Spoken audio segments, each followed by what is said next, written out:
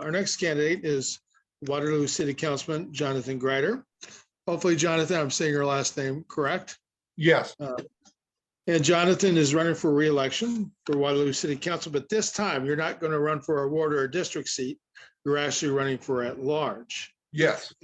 And also, I just want to mention Jonathan's a school teacher up there in Waterloo, and we all like school teachers.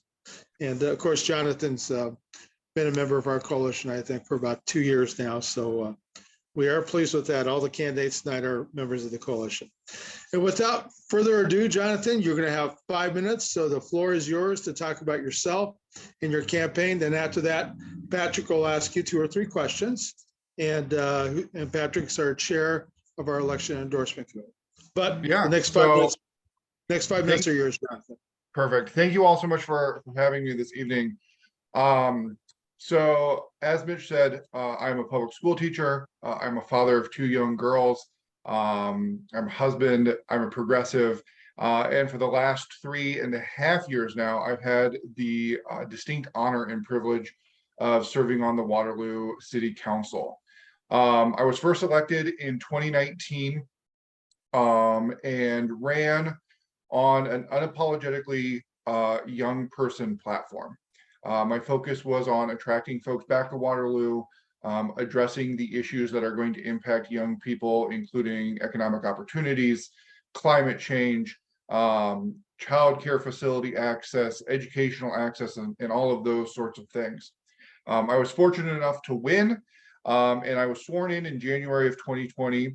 And as we all know, in March of that year, things took a decided turn, and we were dealing with a global pandemic, a pandemic that very severely impacted my community with our meatpacking facilities up here. And from the very beginning, I hit the ground running, working to protect and serve the people that I was elected to serve. So from the very beginning, we declared a climate emergency, which was the first climate emergency declaration that our city had ever passed. And it was the first time that the city of Waterloo formally acknowledged that climate change was an issue. And I was able to get that passed 7-0 in a council at the time that ranged sort of across the political spectrum. Also early on, before the pandemic hit, we were able to pass a resolution asking the governor to ban the practice of conversion therapy, as well as asking the state legislature to ban that practice as well. Then during COVID, when other leaders across the state were abdicating, in my opinion, their leadership responsibilities, we in Waterloo were fighting to protect people. We passed a mask mandate multiple times that I had authored in order to protect people. And in order to keep people safe.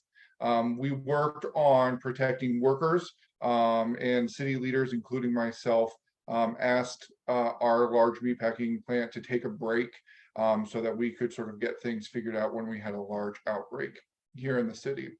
In addition, we also know that in 2020, we were dealing with the murder of George Floyd, renewed focus on the long and troubling history of race and policing in our country. Waterloo is a wonderfully diverse city where about 12 to 13% of our population is African American.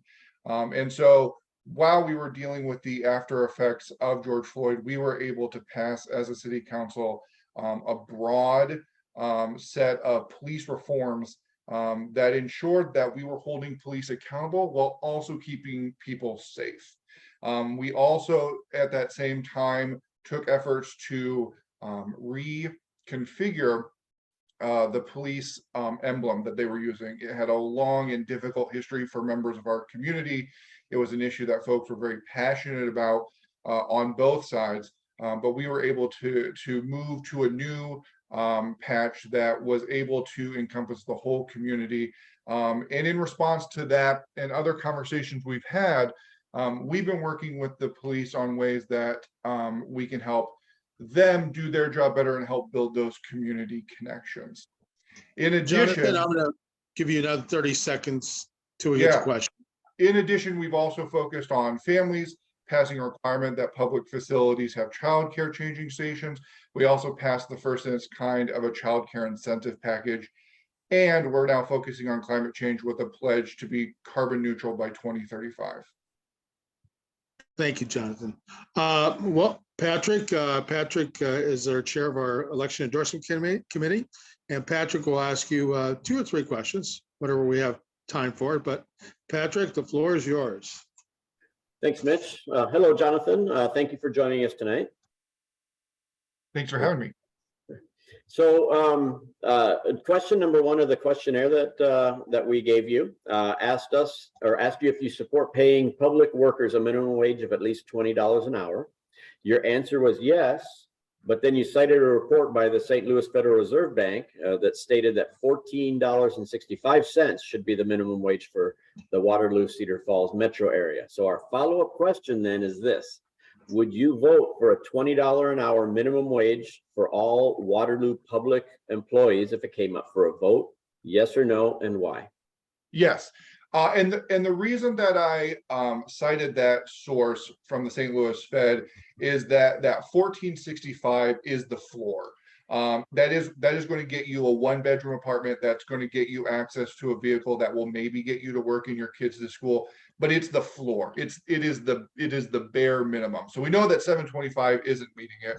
We know that 1465 will get folks to a place where they're not on the edge of financial ruin, but they're still not comfortable. $20 gets us to a place where folks not only have the ability to buy all of the necessities that they need, but also to sock away some for savings, whether that's buying a home, a new vehicle, taking their kids on vacation, with the state legislature tying our hand on helping others make the right decisions. As a city, we need to lead, and I would lead if that came to a vote on minimum wage. Okay, thank you for that answer. Next question. So question number 5 on the questionnaire asked what could be done to strengthen relationships between local governments and public schools. In your answer, you told us why this is an important issue for you, but you fell short of telling us what solutions you would propose to strengthen this relationship. Could you do so now, please? Sure. So one of the things as a public school teacher that I do, because I teach government, is I have worked to bring local government officials into our schools and have conversations with folks, which is huge because we know from just data that folks don't really know even who their member of Congress is, much less their local elected officials. And I might be biased, but I think local officials have a lot that impacts people on a day-to-day level. So in my job as a teacher, I've worked to bring folks in. On the flip side, as a member of council, I've been very supportive of our youth city council. I was one of the first advisors on that. That's a group of young folks from all of the major high schools in our community, both private and public. And those folks sit down with us, they relay the concerns of the youth, and they've been a very great avenue to have conversations about issues that young folks care about.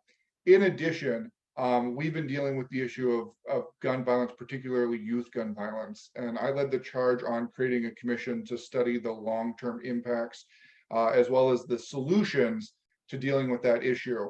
And we made sure that a member of our public school district was a part of that commission, because we know that what happens in the community impacts what happens in schools, and we know what happens in schools impacts what happens in the community. So I have worked very hard to keep those lines of communication open, and worked very hard to bridge that gap where sometimes we see community school districts and communities not always communicating effectively. Okay, thank you. So now, question number 4 asked you what measures you support to protect our natural resources, including access to clean drinking water.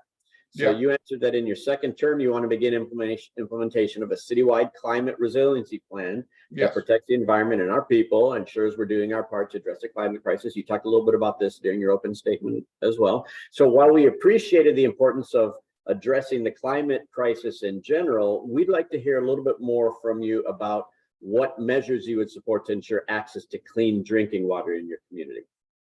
Sure. So clean drinking water we know is vitally important. And so working with our waterworks, especially around the burgeoning issue of PFAS, or those sort of permanent chemicals that we are finding in water streams sort of across the country. That's one of the big things that we're starting to look at and starting to grapple with as policymakers.